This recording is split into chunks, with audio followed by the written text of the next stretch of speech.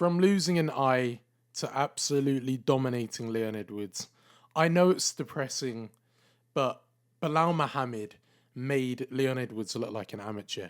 He looked so bad out there, and no, I'm not using the excuse of, but Leon Edwards was tired. What a stupid excuse if we're going to use that for Leon, because what happened in that fight with Bilal Muhammad on Leon Edwards was exactly what was happening in the second fight with Leon and Kamaru Usman, apart from it wasn't back-taking by Usman, it was just constantly dumping him on the floor, pretty much backing him up against the cage, allowing him no room to circle off and do the natural cheating tactics, whether it's poking people in the eyes, which he did try to do today once.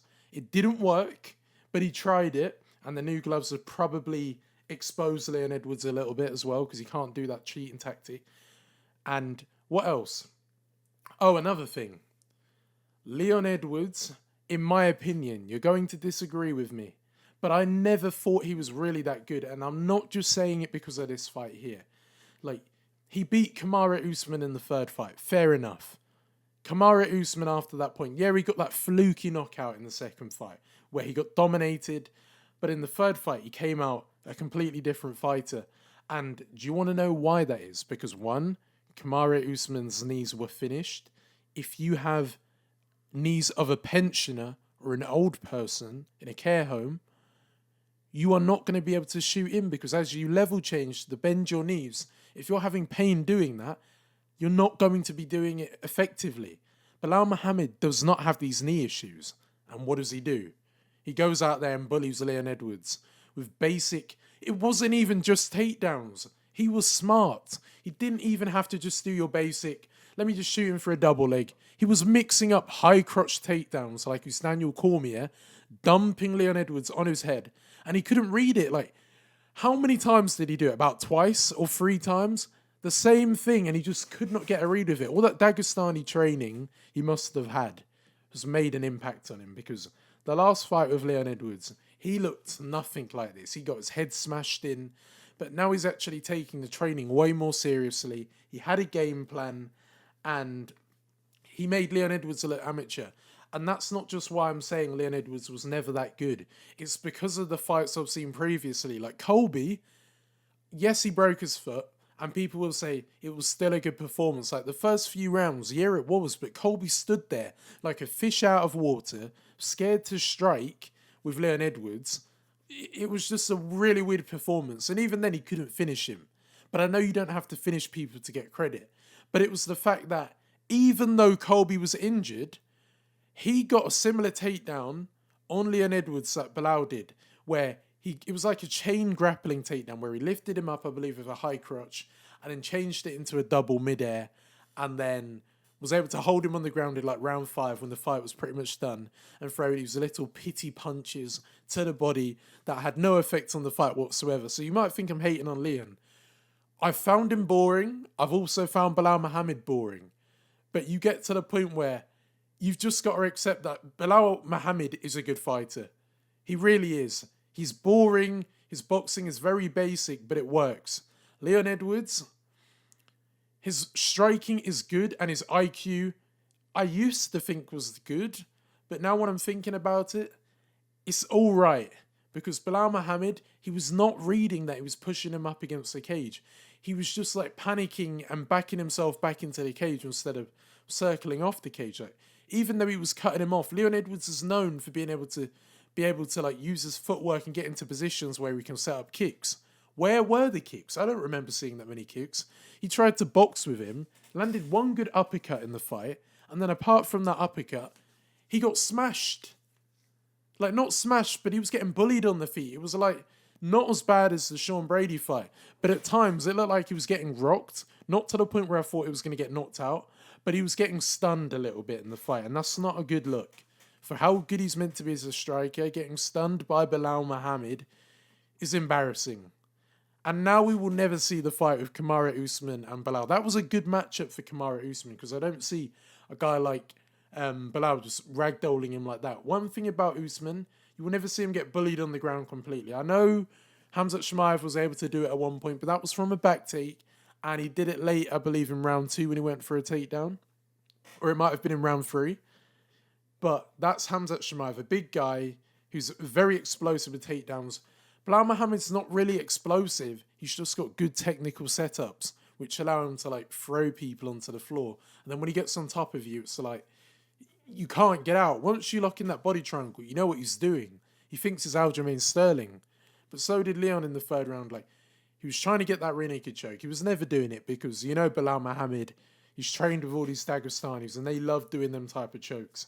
So he's able to defend against it by pretty much just sitting back, tucking your chin, giving him no space to, like, wrap that hand underneath the neck. His submission defense a lot better than what Usman's was, because when Usman got put in a body triangle, he was panicking. He had to cheat.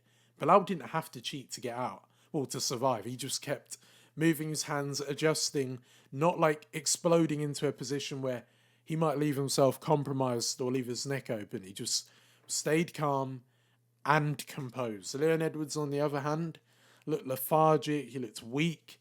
But I've got to remember, like I've said in the title, he was never as good as what people made him out to be. He was all right, but he was not like this world-class fighter as people made out to be. Because when he comes up against a guy who's actually going to shoot and not be scared like Colby was, you can expose him and bully him on the ground. And we finally found out that if Islam Makhachev ever fought Leon Edwards, he would absolutely school Leon Edwards. Because if Bilal Muhammad, a small guy who some people think he looks like he's on roids, but obviously I'm not going to accuse him of that because he hasn't popped for it or anything. And we ain't going to make accusations either. I'm just saying, a guy that small was able to do it to you. Makhachev, he could beat him at anything. I'm not even joking. Makhachev could knock out Leon Edwards. If you put him in that fight, he probably KOs him. Because Leon was getting stunned by Bilal Muhammad on the feet with that short uppercut and the basic 1-2. His boxing was not there. It was zero. There was no boxing there. Islam Makhachev can box. His cardio's not poor. He can keep going. Leon, on the other hand, I'm starting to question his cardio. I really am, because there's no excuse about the elevation here. Okay, you could say it in the Usman fight. But there's no excuse here. He just doesn't like people who can do relentless pressure. Khamzat Chimaev would beat him as well. We know the weakness of Leon Edwards. Pressure fighters who can grapple. That is his weakness. So, for Bilal Muhammad, I'm hearing everyone say Shavkat Rakhmonov. That will probably be the fight that's being looked at. But then again, I can see them saving him for someone else like an Ian Gary, because, you know what, they want to make fights like that. But honestly, I'd do that.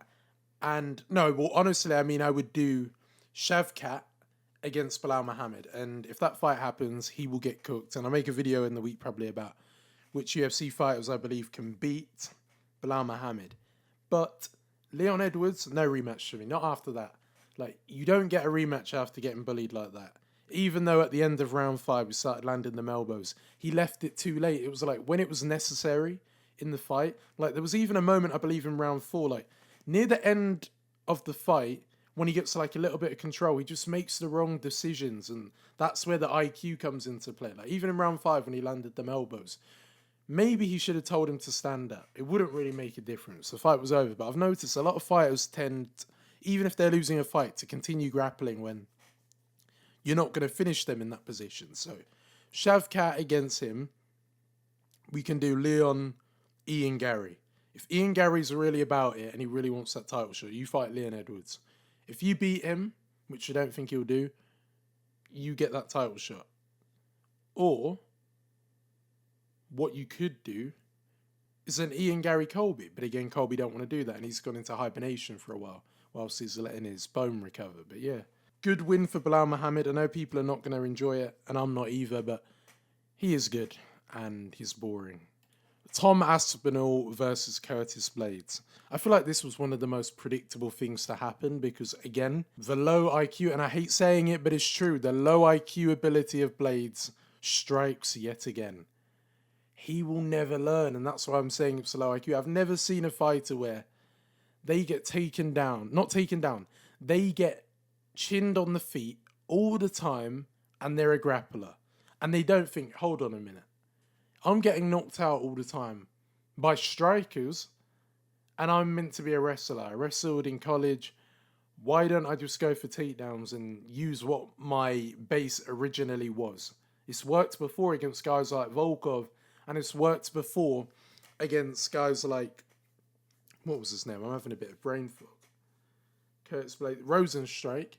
No, he decides to strike, and you're coming up against a guy who is younger. Well, actually, I don't know about that, but he's faster. If you want to trade with him with a 1-2, you're not going to beat him to the punch. Like, these heavyweights, they carry more power. Like, Aspinall has power, so does Blaydes. Like, Blaydes can iron you out of one shot as well. But because the speed is, like, ridiculously different, if you both go to throw the 1-2 in the middle, which Aspinall will do and leave his chin open, he can get away with it because he's too fast. So he beats you to that 1-2 when you trade.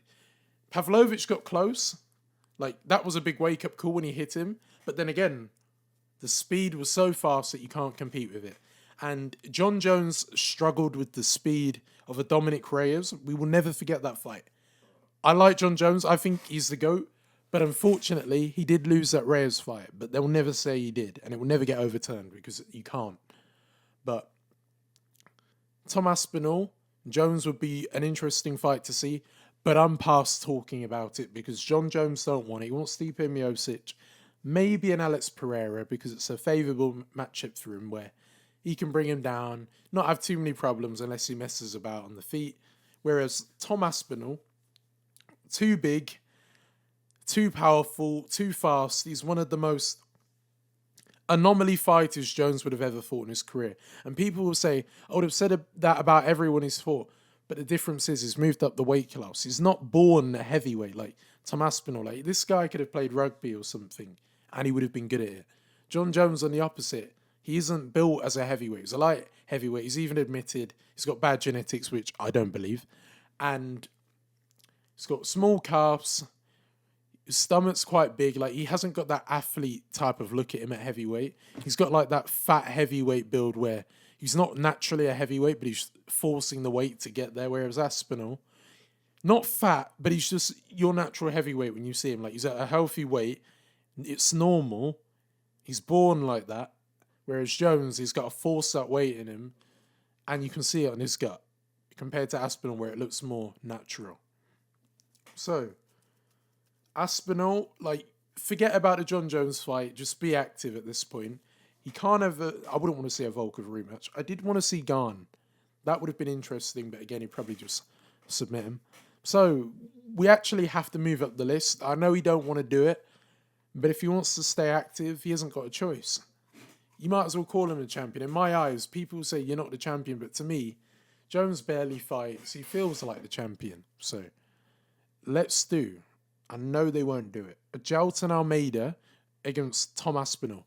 Because you'll notice with each opponent Tom Aspinall's fought against, I need to check the UFC stats to confirm this as well. I don't think has anyone shot for a takedown on Aspinall? That's one thing I've noticed. A lot of the opponents Aspinall was fighting, he's deleting them in the first round. No problem. But what is the common theme with all of them? They're all trying to strike. But I found an anomaly. Sergey Spivak is one of the guys who tried to take him down. But I believe he's the only one to try and take him down. He failed, obviously, but that's why I want to see an Almeida.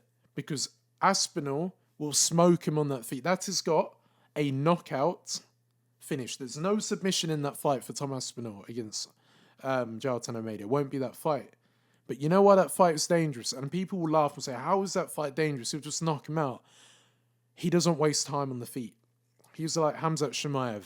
And that's what I want to see. I want to see Aspinall, because I know you're going to be like, you want to see him fight Pereira, but Pereira needs to fight Ankalaev first. He really does. But Tom Aspinall's that type of guy where he's eliminating people in the first round, TKOing him, but we're not seeing anyone shoot on him like explosively and early. Spivak can take people down, but he's not explosive. He hasn't got that like good genetic explosion with the takedowns. He's just fat.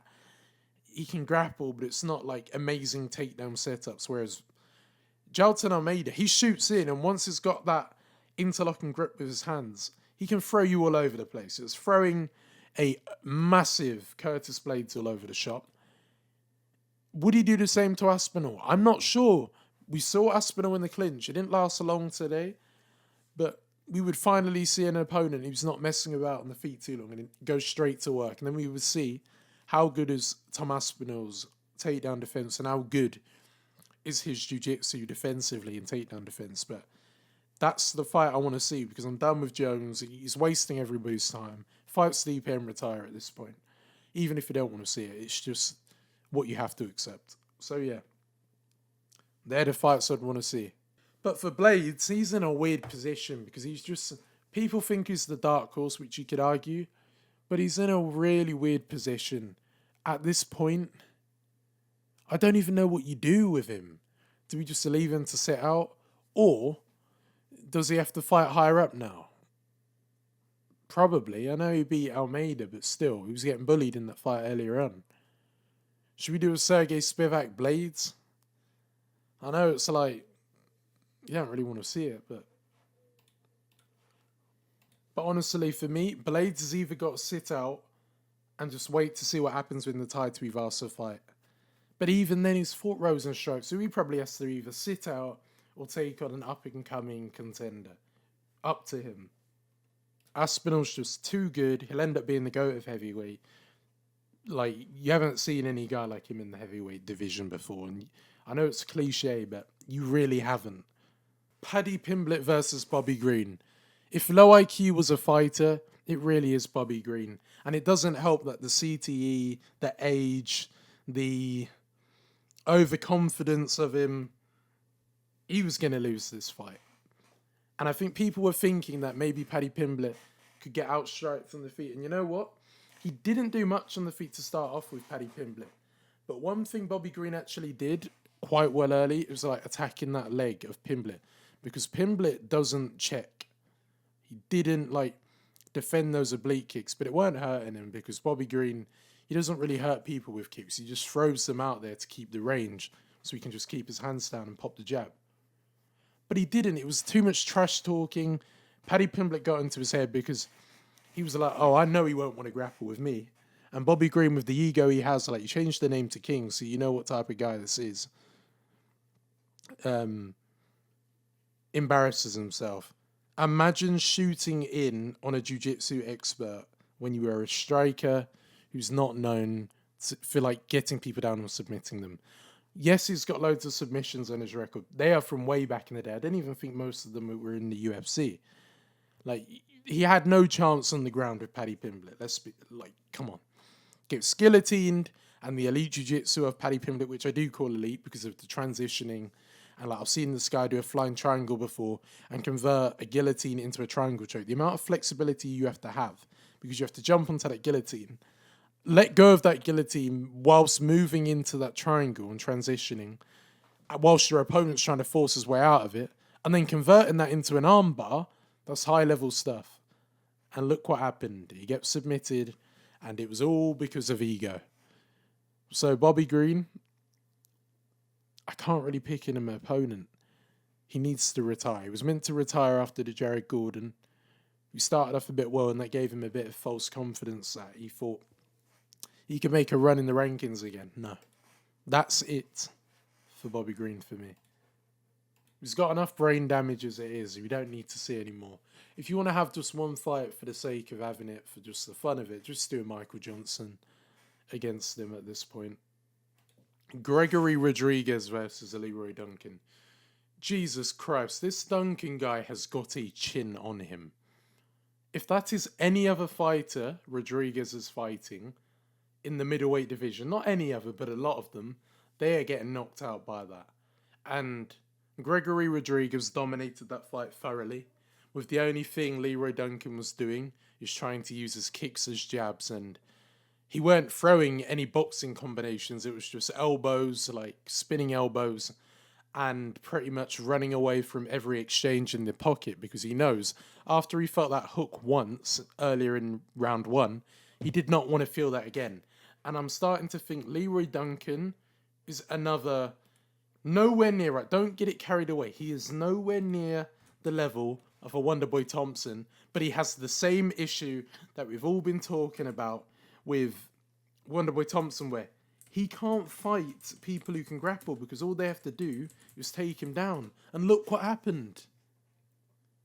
he got bullied because what he does, even though he's not a grappler, he likes to like grapple with people and hold them against the cage. And what does that allow the opponent to do?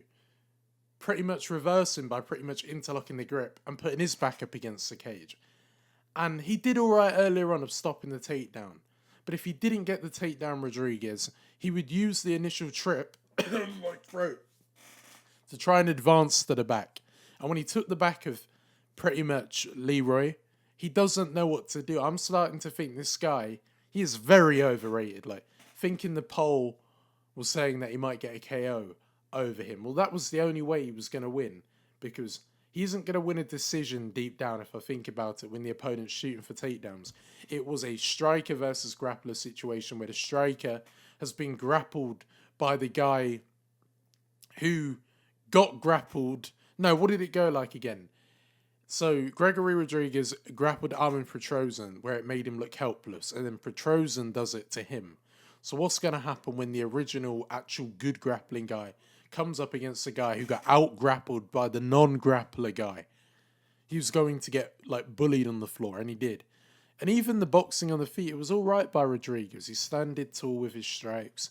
He wasn't getting countered and caught badly. He was bleeding a little bit, but when you're fighting in the pocket and you get hit with like some small elbows, you get cut. But he was hurting Leroy Duncan. He was like dipping his head down low, not looking at the target. That knee was so open, and he got that massive golf ball almost size on his forehead. So for me, Gregory Rodrigues, I think we've got to start looking at him fighting a ranked opponent, honestly. So I think we should do Rodrigues against Chris Curtis. And I might repeat myself, like saying guys that would have fought, no, who should fight each other. But remember, we have fights each week, so I'm obviously going to forget. And then we could do Leroy Duncan, Brundage. I don't know about that, actually. If we do Brundage, that guy needs to go. Never mind. We won't say him. And Marc-Andre Barrios. I know he got knocked out by Pyfer, but that could be a favourable matchup for him because that guy doesn't box. He pressures, good cardio, keep him on the back foot. So he'll be forced to box and not allow him to pretty much use the kicks. Yeah, I'd want to see that fight. Right, Arnold Allen versus Giga Chikadze. Arnold Allen, for me, he had me scared in round one. Round one was a poor round, I'm not going to lie. You had Giga Chikadze on the outside, jabbing him to the face, throwing a few kicks to the body, using that lead leg to kick him to the head. And they were landing clean. And that cross to the body. But the only problem with him is Arnold Allen's a fighter where you can hit him, he'll break his hand somehow and just keep pushing you forward. So the longer the fight goes, you've got to have good cardio if you want to beat Arnold Allen, which is why Max Holloway was able to do well, because he could establish that distance, which Chikadze could do for round one. He could do it for 5 rounds. Chikadze started to struggle a little bit because Arnold Allen is just pushing him back. And now he's landing that, what was it called, like a hook? He hit him with that front kick to the face, clean onto the jaw. His nose was starting to run. He was struggling. And because like Arnold Allen is chasing him down, running into the same problem that Leon had where he wants the kick, but if you're being put on the back foot, it's so much harder to fight and kick. And he's not really a counter striker. He's one of those guys who likes to go first so he can land on you. And if he's going to counter, he doesn't want to counter after you've walked him down. He wants to counter with you being stationary on the back foot. When he's on the back foot, sorry. And Arnold Allen just got that read on him on the second round to the third round. Just keep marching him down and he won't know what to do. We've already seen the fights with him with Evloev. At this point, Yair Rodrigues, might as well do that at this point. We do Yair versus Arnold Allen. I'm surprised that fight actually hasn't happened. I'm just going to type it in, but I don't remember that fight ever happening. But that is the fight that we need to make. Like, Yair hasn't got the best cardio. I'd prefer it to be a 3-rounder. Because if it's any higher than that, we're going to have problems in terms of... If it's a 5-rounder, he'll lose. He'll get too tired. 3-rounder, he can try his best. And actually have a solid chance of winning it because of his striking style. Chikadze, in my opinion, it weren't even that bad of a loss. Like, his striking looked good at times. It weren't a fight where he was just completely out of it and he was done. He was done after the second round, after Arnold Allen kind of figured out what he was doing. So I don't really want to give him a much lower opponent, because how can I give it to a guy like that who just lost? So the featherweight I would like to see him fight, and there's a few of them that we could do. I would have wanted it to be Edson Barbosa, but he's already fought him before, so we're like, you can't do that. Maybe, and just maybe, I know I said I don't want him to fight lower, but Loughran Murphy is what I would say is a possibility. Or, you know what would be a good fight? Him against Brito or a Gene Silva.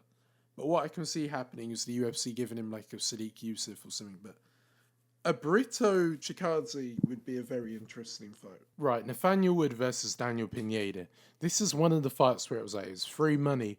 And I had never understood the matchmakers who thought this fight was a good idea. This was pretty much a stat pad for Nathaniel Wood. Daniel Pineda, to me, is a washed-up old man who, he don't really look that old, but he is old, and he's done. He's a grappler who, his striking is poor. His striking involves swinging and praying that he lands onto your chin and gets like a fluky knockout, which never really happened in his career. Whereas Nathaniel Wood is more of a composed, technical striker. He'll just beat you down. He'll leg kick you, he'll come out of range, he'll front kick you to the body, and then when you're gassing out, he'll start mixing up punches to the head, literally dropping him with a jab. Like, he can hurt people in fights, Nathaniel Wood, and he's fighting at a disadvantage. This guy looked like a weight and a bit above Nathaniel Wood. It was very obvious in there. And Nathaniel Wood should be fighting a bantamweight for me, but he won't. So, who would I like Nathaniel Wood to fight next? It's actually weird because it seems like every time he looks like he's on the verge of being ready to fight a opponent who's ranked, he just can't get over the line. But I think we should finally test him. Instead of giving him all these guys, let's test him. Let's give him a Bryce Mitchell. I know you might think that's a huge push, but I think he's at the point in his career where he needs that. And if he can beat a Bryce Mitchell, you're now ranked and you've got a lot of credibility about you. Because we know that Nathaniel Wood can be taken down. And if you can take him down, it is a possibility that he can be held down. And Bryce Mitchell being like mainly a grappler, he hasn't really got to worry about getting brutally knocked out like in the last fight. Like, he might be taking time off, but he doesn't have to be like scared like that, because Bryce Mitchell hasn't got that serious one-punch power. Yes, he dropped Barbosa, but you don't see him going out there knocking people out, ironing them out. He don't do it. So that's the type of fight I want to see there for Nathaniel Wood. Daniel Pineda, I have none. Just get out, please. Right, Molly McCann versus Bruna Brasil. The only woman fight I'll really talk about, because at least she gives some entertaining value. Not for the right reasons sometimes, and I say that because she embarrasses herself. With Molly McCann, you don't know what you're going to get with her. Well, you'll say, you know she's going to come out aggressively, but in terms of whether she's going to win or not, you never know. I would never ever put money on Molly McCann, not even to save my life. Because Molly McCann, she just goes out there hunting for a knockout like she's a heavyweight fighter. You're not a heavyweight fighter. Yes, you've got power as a woman, but you've got to realise these women are light on the feet. If you keep marching them down the way she does, when you come up against a woman with a good chin and all right fight IQ like this woman clearly had, you get found out for what you are. And she was getting, ever since she took that shot to the V, she was like working that body over and over and over again. There's a roundhouse to the body, and then I believe she tried to throw a roundhouse, but because it didn't fully extend, the knee on the roundhouse caught her clean into that stomach, and that put her down. And when she was put down, I thought the fight was over. Because when you get put down like that from a body shot, they're the type of ones where it takes the wind out of you. It's not something that you can just recover from straight away. You need a good 3 seconds or a good 5 seconds to like wince it and get back up. And she somehow survived in this point. And then she was getting teed off on. But one thing that's actually saved Molly McCann from getting finished early now was doing the jiu-jitsu. If that was the old Molly McCann, I honestly think she would have gotten finished there and then, because Molly McCann could not grapple to save her life before. She still can't grapple now, but she made an improvement. Like, you had the woman's back in one of the rounds. I don't get how you do this. So you have the back, you're trying to lock up a body triangle, and then you end up on your back even though you've worked hard to take the back position. She's one of the most confusing fighters to watch. She makes me sit there and like just question my life watching her. And I know that's a bit extreme, but when I say question my life, I just freeze because I'm like, what is wrong with this woman? Like, she just makes the same mistakes over and over again. She never learns, and I don't really have much positive things to say. So I'm not going to give a prediction on who I think they should fight next. I just think it was poor by both of them. Well, not both of them. It was poor by Molly McCann. Brasil did all she could, but Molly McCann was trying to hug because she couldn't compete with the striking against a woman who does not have as much power as her, but clearly had the higher IQ. Right, Jake Hadley versus Keelan, I think you pronounce his name, Keelan Loughran. This was just another fight which was exposed Loughran was being extremely overrated. He came in as quite a moderate favourite, and I have no idea how. Like, Hadley lost his last 2 fights against flyweights who won. Cody Durden. It's not a bad loss. Cody Durden actually looks quite good. Bruno Silva got that fluky win over him on the weekend, but last weekend. But you know what I mean. And Jake Hadley, look what he did to Malcolm Gordon. He's a fast striker. He's just struggled against people who are going to try and hug him on the ground, or a guy with very fast striking and technical like Johnson, which back in the day it weren't so much, but now it was. And he was just hitting this meathead in the head. I'm joking. I use meathead because I'm hearing people say it, because he looks like the stereotypical what you'd picture to be a meathead. And what happened after that? He was just boxing the head of him with a simple 1-2 down the middle. And you could see his eye was getting a bit like cut and swelling a little bit because he's very fast, Hadley. Like, and again, that's one thing I can say I got near enough right in the fight. Like, he got brought down to the ground because he's getting frustrated, or not brought down to the ground, clinched, because he doesn't know what to do in the striking, and he just doesn't want to be involved in striking as long as possible, and just getting that hold on him so it looks like he's winning, even though he's doing no damage. And that's what he tried to do, and he was just getting exposed and exposed. We've seen it with Taylor Lapalus, and again, he got exposed because he just can't, like, move his head. Yeah, he's got all right power, but you're going to struggle to knock out a guy like Hadley who's just way too fast. Like Blaydes against Aspinall. The guy's way too fast and you just have no chance. And for Hadley, who do I want him to fight? I feel like he's going to be better at the bantamweight weight class. He came in a bit heavier, so he's going to forfeit a bit of the purse. But that doesn't matter because he's going to, like, try even harder to win that fight because he needed to win it. If he didn't win it, he's getting pretty much pennies for fighting. So, who do I want to see Jake Hadley fight next? An interesting fight for Jake Hadley would be a Daniel Santos. The guy people call a Charles Oliveira clone.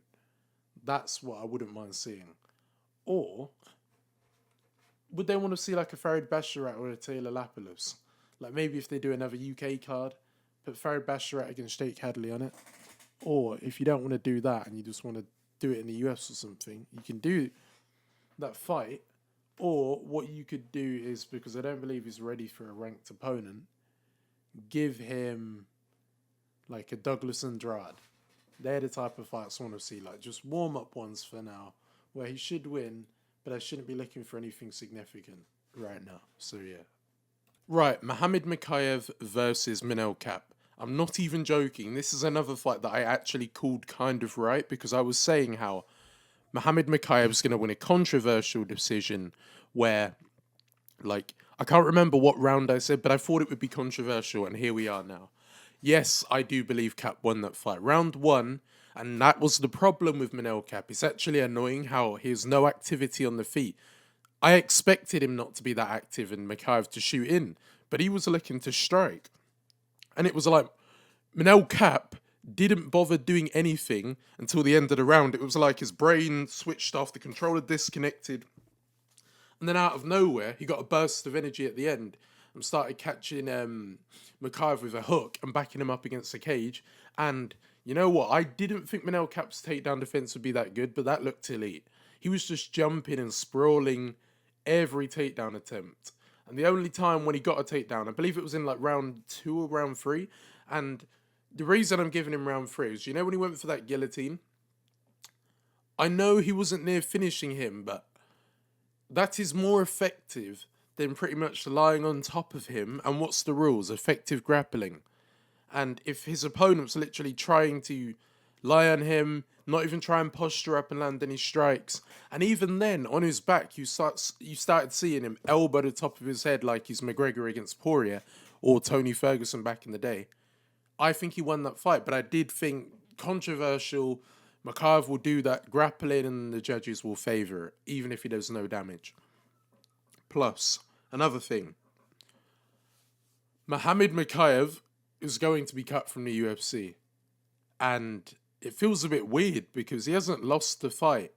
But the main reason to why I think he's being cut out isn't because of his performances.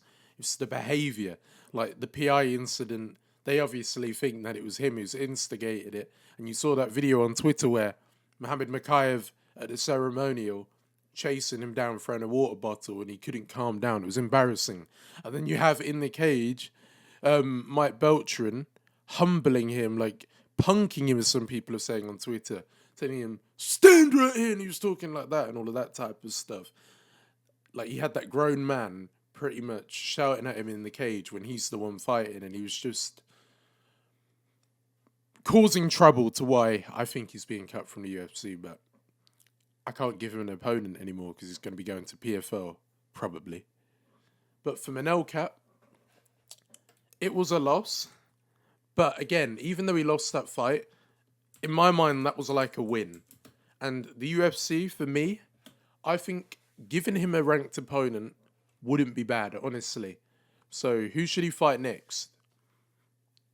I think he's going to have to fight up a little bit. You might want to see him against like an Alex Perez or something. But I think what we should do is do like a Manel Kape against a Tagir Ulanbekov. That would be an interesting fight. It really would be. So that's the fight I would do next. Or if you can't do him, Azu Amabayev. Oban Elliott versus Preston Parsons. Never in 100 years did I think Oban Elliott would be fighting like he's fighting for his life. He absolutely dominated Preston Parsons. He could not get a takedown Parsons. He'd be defended. He actually took his back at one point. He didn't get any submissions. But he was just pretty much beating him up with the boxing.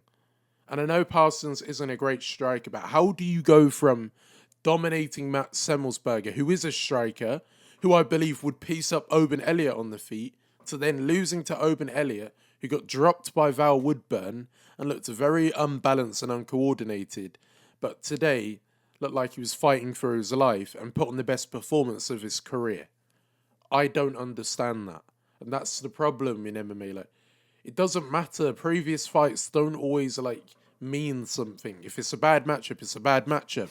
And clearly it was, because Oban Elliott can grapple, so he was able to stop the takedowns and pretty much keep it standing. But I thought because he could keep it standing, Parsons could easily outstrike him, pretty much, back him up against the cage, whereas it was the opposite. And he looked like a fish out of water. He looked lost, and he was out of his depth. And here again, the low IQ trend strikes yet again. Modestas Bukauskas versus Marcin Prachnio.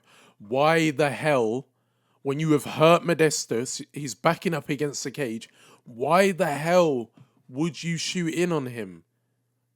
He is copying Kelvin Gastelum against Adesanya. That's one thing I've never understood about UFC fighters.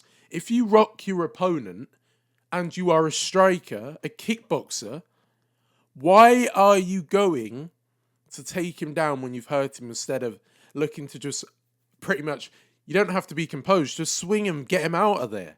You've already rocked him, you've done half the job, and then you end up going for a takedown and ended up pulling yourself into the ground, the place where the previous round, where you got dominated in, and just end up getting, submitted. How embarrassing. How embarrassing is that? And that's what I mean. Some of these UFC fighters, I can't rate some of them because they just do low IQ stuff, and people say they're fighters, so you have to respect them. I don't respect that type of behaviour. Think about all the money that's been... I know I haven't lost money on him, but think about how much money could have been lost on a guy like that. Imagine how excited you would have been seeing him rock him, and him seeing this clown pull himself to the ground. I mean, you can't trust the guy who got knocked out by Sam Alvey, so yeah. We should do Modestas against Dustin Jacoby next, for me. And Marcin Prachnio, he's old, so I'm just going to have to give him one of like the weaker guys in the division. So I want to feed him to Iber Aslan. It probably won't go well.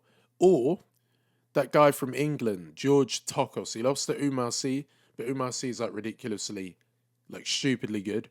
But yeah, I wouldn't mind seeing that. I hate bringing it up again, but we have another low IQ fight here. Not by Patterson, but from the other guy. And I'm going to tell you why. So, 2 low IQ fights back-to-back moments. Right. Sam Patterson is a jiu-jitsu guy who's all right with managing the distance, but he has a really bad chin. And I know he ate that like overhand well by Kiefer Crosbie, but because Kiefer Crosbie doesn't have good footwork, he's pretty much like just swinging, hoping he lands. And he has got a bit of power, but we haven't really seen it in the UFC yet. And to me, he's a misfits boxer anyway. So, Sam Patterson at some point ends up like hurting Crosbie, not to the point where he's going to go down, but he lands like a sneaky uppercut as he's trying to close him down. And what does the fool do? He goes in for a body lock. Why are you clinching the guy with extremely good jiu-jitsu and the jiu-jitsu that good to why he is a huge favourite? It wasn't because of the striking. I did not think he'd win by like a decision. I thought he was going to either win by a submission or he wouldn't be able to win the fight because he ain't going to knock out this guy. He ain't got that power. And what happens, and you might see he's got knockouts in his record, but they can be like ground and pound punches. He's not a one-punch knockout artist at all. Kiefer Crosbie isn't, but he can overwhelm you with volume and get that knockout. And what does he do? Shoot in and allow Patterson to pretty much, I believe, get his double unders, get the cable grip, and outside trip him down to the ground. And you knew Kiefer Crosbie had no defense because he tried to grab onto the cage. Like, he just allowed him to get put in that... Like, he's one of those fighters where he allows himself to get put in positions to where he is hopeless at that point. And then when he's down on the ground, you might as well throw the house on Patterson to win, because one thing about him is he has got good jiu-jitsu. And if he brings you down to the ground and mounts you, Kiefer Crosbie has no jiu-jitsu defense. I would say probably one of the worst jiu-jitsu defense in the whole UFC. The Kevin Duce fight, he's a kickboxer, but he was able to get the rear naked choke because the guy thought keeping both hands on the ground is how you defend a rear naked choke instead of trying to grab onto the arms or anything. And just allow himself to get thrown to the floor. Not even like block, like you'll say he did the telephone, but he just accepted the position. He didn't try and explode out. He didn't move. He just accepted it and lost. So Kiefer Crosbie, for me, he's going to be cut. Like, I don't even know how he made it to the UFC. He's just not UFC level. He can't grapple. Whereas Sam Patterson, on the other hand, he's UFC level, but his chin will let him down. So we need to give him a step up. So Sam Patterson, for me, who should he fight next? I've got a good one. Virslav Borshev, if the UFC have not cut him already. You know that guy who got TKO'd by Chase Hooper? Really embarrassing, getting KO'd by him. Well, not KO'd, he got submitted, but he got dropped, is what I mean. So let's do him against him. Very good No. I was about to say very good takedown defense. Very good power. Sam Patterson, that is his weakness. If you can catch him on the chin, he can get knocked out. Sam Patterson hasn't shown that he can drop people. At least with Chase Hooper, we saw like a massive improvement with his boxing. But with Sam Patterson, it's nothing special. He doesn't move his head. Very hittable. I think Virslav could actually like knock him out. I'd be confident in it as well. So I'd do that. But the only problem is if he gets taken down, he'll get submitted. So it's like the Chase Hooper fight all over again. But I think this is a better matchup stylistically because of the way how Sam Patterson... He doesn't always actually look like he's going for takedowns. It's actually the opposite. It looks like opponents shooting him, and he uses that opportunity to then take you down, like defensive grappling. So, yeah, I'd do that. Kiefer Crosbie needs to go. Right, Mick Parkin versus Lucas Brzeski. You know what? I'm going to give Brzeski a bit of credit. He started off that fight much better, but this is what happens when you're not cut out to be a heavyweight and you're like a light heavyweight. Your chin and your punch resistance is nowhere near as big. Like Mick Parkin is like the big heavyweight. He isn't like a middleweight trying to force his way up to heavyweight like a Jake Collier or something like that. He's a natural heavyweight. And then you have got Lucas Brzeski, who chin is already suspect, and you're coming up against a guy who hasn't been really getting knockouts recently, but because he's a heavyweight and they have natural power, he can drop you and hurt you. And what did he do? He hurt him badly. Like, really bad. Like, he came out, he was actually doing well in the clinch, especially against a guy like Mick Parkin, who's so much bigger. But what happens? He stays in the pocket too long, gets caught with like a hook, overhand, and now as the legs, he's doing the Kevin Lee, wobbling all over the place, and at that point, you know he's finished, because it happens. It happened against Waldo Cortes Acosta. So for me, he has to move down to light heavyweight. I think he would actually do half decent. Like, his chin is what lets him down. Like, skill-wise, he's actually quite good. Leg kicks, he's fast, but his chin lets him down. So, Waldo Cortes Acosta, does he want to have a ranked opponent next? I think he kind of deserves it at this point. But then again, I kind of want to see Mick Parkin against Waldo Cortes Acosta. That'd be an interesting fight. But you know what? Mick Parkin's won, I believe, 4 fights in the UFC now. I think it's time we might even look at a ranked opponent. How about we do, and this will be a test for him against Derek Lewis. Derek Lewis is that type of fighter now where he just he just beat Rodrigues Nascimento. What am I on about? And he was coming up. Is Derek Lewis going to want to fight a contender? I'm not sure. And when I say contender, a contender to the rankings. So I wouldn't mind seeing that, because Derek Lewis has fought most of the guys up there. He doesn't really need to have a rematch with most of them. So you know what? I wouldn't mind seeing that. And that would be a dangerous fight for Parkin, because when he gets hit a lot, Derek Lewis has a stupidly high power. So if you try and brawl with him in the clinch like that, there's a good chance he can find a small uppercut or just swing an overhand or even a hook in the pocket and drop you. Like Rodrigues Nascimento tried, he got finished. I would like to see that fight. If he wins that fight, I believe he'll enter the rankings. So I think he needs that step up. For his opponent, Lucas Brzeski, move to light heavyweight, please. But yeah, that's it. Thank you for watching. Talk to you soon.